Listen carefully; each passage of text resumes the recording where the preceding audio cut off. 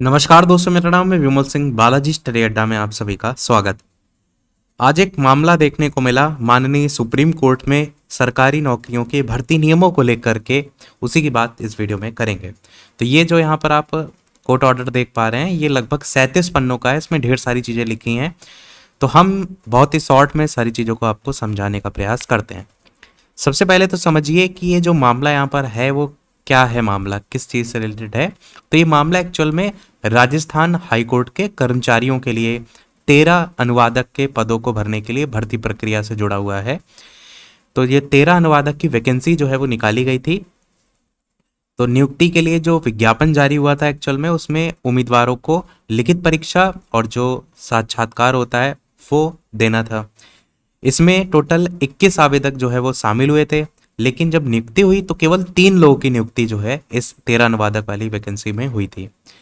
जो असफल हो गए आवेदक, उनको बाद में पता चला कि जो राजस्थान हाई कोर्ट है, उनके जो मुख्य न्यायाधीश हैं, उन्होंने आदेश दिया था कि इन पदों के लिए कम से कम 75% अंक जो है वो प्राप्त करने वाले उम्मीदवारों का ही चयन होना चाहिए। लेकिन जब भर्ती का विज्ञापन जारी हुआ था तो वहां पर ये 75% वाला मामला था ही नहीं, ये बाद में निकल करके आया। तो भर्ती के लिए जो विज्ञापन जारी था उसमें इस चीज़ का जिक्र नहीं था, तो इसलिए जो फेल हो गए वो तो यही देखेंगे कि भाई जब नोटिफिकेशन निकला था उस समय तो हमने यही सोच के आवेदन किया था कि केवल हम पास कर लेंगे तो हमें नौकरी मिल जाएगी। तो इसलिए वो चले गए थे असफल उम्मीदवार। 2010 में पहले हाई कोर्ट गए थे और फिर उसके बाद सुप्रीम कोर्ट में उन्होंने जो याचिका है वो दाखिल की थी। तो वो ही सुनवाई का जो अंतिम फैसला है, फाइनल डिसीजन है, वो जो है वो आज देखने को मिला। तो इसमें क्या माननीय सुप्रीम कोर्ट की तरफ से कहा गया, जो अगर एक लाइन में सबसे महत्वपूर्ण बात की बात करें कि क्या है, तो वो ये है कि सरकारी नौकरी जो है उनके लिए भर्ती प्रक्रिया एक बार जब शुरू हो जाती है उसके बाद बीच में आप उसकी जो पात्रता है, उसके जो नियम है, उनके क्या मानदंड है किसी भी भर्ती को लेकर के, क्योंकि माननीय सुप्रीम कोर्ट का ऑर्डर है, तो किसी भी भर्ती को लेकर के आप जो नियम है, मानदंड है, पात्रता है, उसको बदल नहीं सकते। ये बहुत बड़ा फैसला इसलिए भी हो जाता है क्योंकि अभी हाल फिलहाल में जैसे आपने बीपीएससी की भर्तियों को देखा है, टीआरई 1-2 में देखा है, तो जो नोटिफिकेशन में चीज़ें निकलती हैं उसके बाद लगातार बदलाव हो रहा है।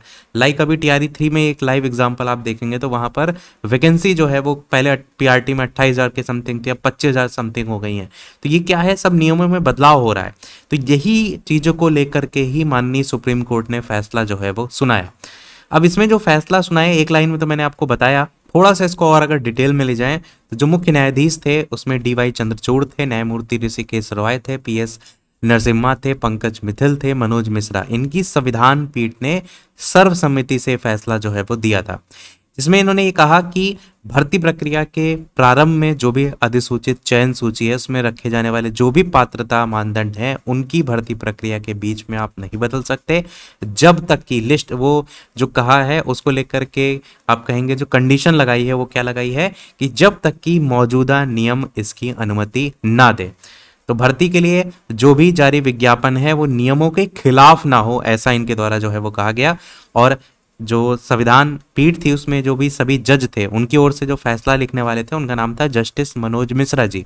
उन्होंने फैसला पढ़ते हुए कहा कि भर्ती प्रक्रिया के बीच में अगर मौजूदा नियम या विज्ञापन के तहत मानदंड में कोई भी बदलाव की अनुमति अगर है तो संविधान के अनुच्छेद 14 को लेकर के इनके द्वारा जिक्र किया गया कि उसके तहत समानता का अधिकार की आवश्यकता को पूरा करना होगा और मनमानी ना करने की कसौटी को लेकर के भी कहा कि उस पर भी खरा उतरना होगा। ऐसा नहीं कि जो मन में आए आप जो है उसमें बदलाव कर सकते हैं। साथ ही इसी में ही अगर जो भी बोर्ड परीक्षा करा रहा है, मान लीजिए यहाँ पर एक बीपीएससी का एग्जाम्पल ले लेते हैं या यूपीपीसीएस एग्जाम्पल ले लेते हैं, यूपी ट्रिपल एससी ले लेते हैं, तो ये भी कहा कि मौजूदा जो भी नियम है उसके अधीन अगर कोई भर्ती हो रही है, नियुक्ति करने वाला जो बोर्ड है, निकाय है, वो भर्ती प्रक्रिया को उसके तार्किक रूप से उसको लास्ट स्टेज तक ले जाना है, फाइनलाइज करने के लिए अपनी तरफ से उचित प्रक्रिया तैयार कर सकता है। लेकिन उसके लिए जो भी वो प्रक्रिया अपनाता है वो पूरी तरीके से पारदर्शी होना चाहिए, उसमें किसी प्रकार का भेदभाव ना हो रहा हो किसी भी कैंडिडेट के साथ, और इससे प्राप्त होने वाला जो उद्देश्य है उससे किसी भी प्रकार से अलग नहीं होना चाहिए। मतलब जिस भर्ती नियमों को लेकर के मान लीजिए वैकेंसी निकाली गई है, ऐसा ना हो कि आप उसमें कोई एक अलग से ही नियम डाल दें जिससे कि पूरी भर्ती प्रक्रिया प्रभावित हो जाए। तो वो चीज को लेकर के भी मेंशन किया गया। साथ ही जो जस्टिस मिश्रा जी थे उन्होंने फैसला पढ़ते हुए ये भी कहा कि जो वैधानिक बल है, देखिए इस पूरा 38 पन्ना है तो इसलिए ये मत सोचिएगा कि मैं बहुत सारी चीजें बता रहा हूँ। मैं सारी चीजों को छाट करके जो सबसे बेस्ट पार्ट है केवल उसकी बात कर रहा हूँ। तो आगे जो जस्टिस मिश्रा जी हैं उनके द्वारा ये भी कहा गया, फैसला जब पढ़ा गया, कि जो वैधानिक बल वाले मौजूदा नियम हैं उनकी नियुक्ति को लेकर के जो प्रक्रिया है और अर्हता है उसके मानदंड जो हैं वो जो भी भर्ती प्रक्रिया होगी उस पर बाध्यकारी होंगे। कि अपना वो मनमाना ढंग से जो है वो चीज़ों को नहीं अप्लाई कर सकते हैं। अगर जो भी भर्ती के संदर्भ में नियम की प्रक्रिया है, ये सारी चीज़ें हैं, वो बोर्ड जो होंगे उनको माननी पड़ेंगी, जो बोर्ड या निकाय हैं। और अगर ऐसी कोई कंडीशन आती है कि जहाँ पर नियम मौजूद ही नहीं है, मतलब नियम को रखा नहीं गया है, अपने मन की चीज़ें चलाई गई हैं, तो वहाँ पर जो प्रशासनिक निर्देश हैं वो उसको कंप्लीट करने का काम करेंगे। मतलब शासन प्रशासन के भी अंडर में चीज़ें आती हैं ना। तो अगर भर्ती बोर्ड इस तरीके के कोई बार बार भर्ती प्रक्रिया में बदलाव कर रहा है तो वहां पर शासन प्रशासन की भी जिम्मेदारी जो है वो तय होगी।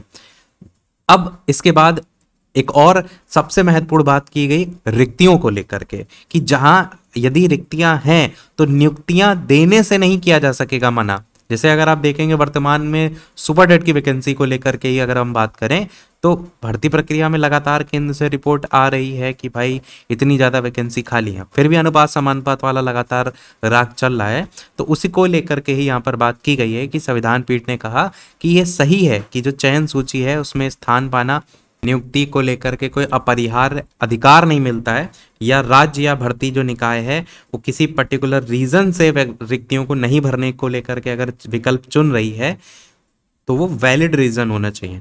ये भी साथ में कहा कि अगर रिक्तियां मौजूद हैं और सरकार या भर्ती करने वाला कोई बोर्ड है या निकाय है चयन सूची में प्रतीक्षा या फिर विचाराधीन किसी व्यक्ति को मनमाने ढंग से नौकरी देने से भी इनकार जो है वो नहीं कर सकते, इस बात को लेकर के जिक्र किया गया। और साथ ही ये भी कहा गया कि जैसे मान लीजिए कोई नियम बदलता है तो विपरीत नियम की प्रेजेंस में, मतलब अगर कोई नियम बदला उस कंडीशन में किसी भी पद के लिए जो भी उम्मीदवार व्यक्ति है उसके चयन के लिए अगर भर्ती जो प्रक्रिया या आप कहेंगे जो बोर्ड है वो किसी प्रकार की ऐसी कंडीशन बनती है तो वो अलग से भी उस चयन के लिए प्रक्रिया को जो है वो तैयार कर सकता है।